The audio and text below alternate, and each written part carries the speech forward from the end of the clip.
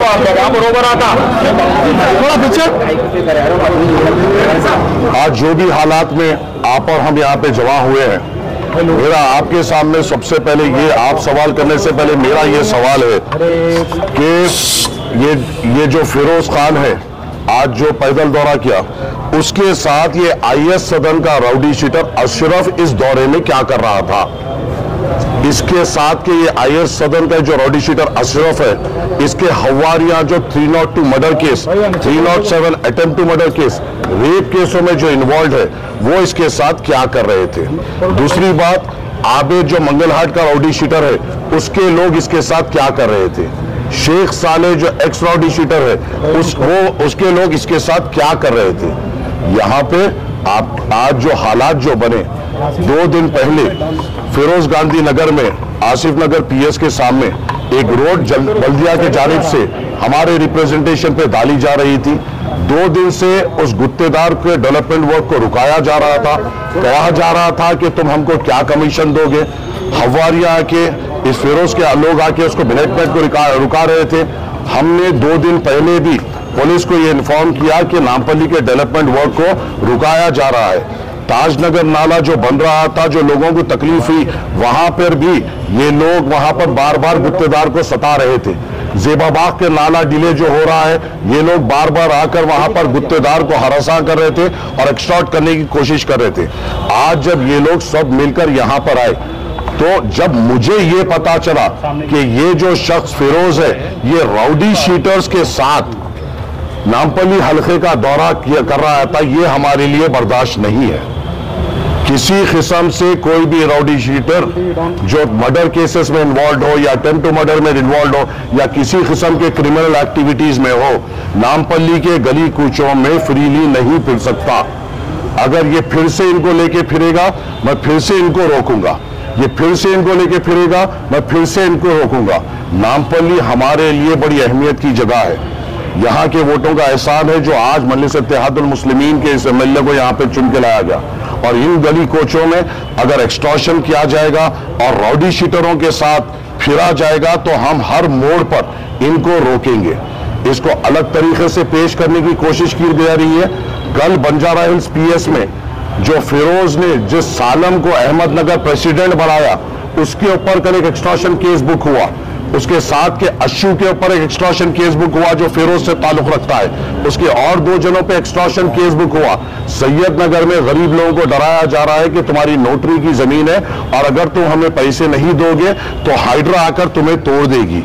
ऐसे लोगों का मुकाबला चाहे किसी भी कीमत पे, चाहे कोई भी मेरे ताल्लुक से किसी भी किस्म की राय बना लिए, मगर ऐसे नापिकार और गलत इरादे रखने वालों को हम हमेशा रोकेंगे, हमेशा इनका मुकाबला करेंगे।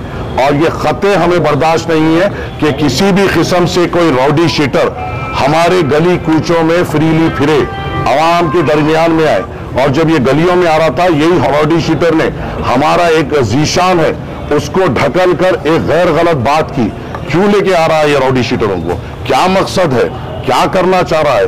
टाउन प्लानिंग का और एक कंप्लेन है जहां पर इसके हवारी एसीपी गन टाउन प्लानिंग में जाकर नामपल्ली के जो बिल्डिंग्स है उसकी कंप्लेन दे रहे हैं कि ये इलीगल बन रहा है, इनको हमारे पास भेजिए। ये है उसके हवारी जो जेबाबाग में रहते हैं और ये उसका रिटर्न कंप्लेन है जो बिल्डिंग्स पे डाल रहा है। गरीब आवाम को तकलीफ पहुंचाने का काम ये कर रहे हैं, गरीब आवाम को सताने का काम ये कर रहे हैं। और अगर ये गरीब आवाम को सताएंगे, 100 बार क्या 1000 बार इनसे मुकाबला करेंगे, मगर आवाम को तकलीफ होने नहीं देंगे। हर जगह जा रहे हैं, ऑफिसरों को बोल रहे हैं हमारी हुकूमत है वो काम रोको, हमारी हुकूमत है ये काम रखो। या मजलिस इत्तेहादुल मुस्लिमीन का एमएलए और हम पूरे इतने तकलीफात होने के बावजूद, फाइनेंशियल क्राइसिस होने के बावजूद, बल्दिया में फाइनेंशियल क्राइसिस, वाटर वर्क्स में फाइनेंशियल क्राइसिस होने के बावजूद कई करोड़ों रुपए के तरक्याती काम मजलिस इत्तेहादुल मुस्लिमीन नामपल्ली में करा रही है। और इसे अगर कोई रोकना चाहेगा और वो भी राउडी शीटरों की मदद लेके, तो हम खते बर्दाश्त नहीं करेंगे। हर तरीके से हम इनका मुकाबला करेंगे। मैंने अभी डीसीपी साहब से फोन पे बात की, एसीपी साहब को बोला क्या उनको दिखाई नहीं दिए ये राउडी शीटर्स के साथ फिर रहे थे? जब मैं फोटो बताया, जब उनको मालूम हुआ कि राउडी शीटर्स के साथ थे, उन्होंने पूरा के नाम नोट किए। ये काम पुलिस का है कि राउडी शीटर्स को आइडेंटिफाई किया जाए। और ये लोग खुले में किस तरीके से फिर सकते हैं, किस तरीके से आवाम को डरा सकते हैं, धमका सकते हैं। ये चीज को पुलिस को नोट करना चाहिए।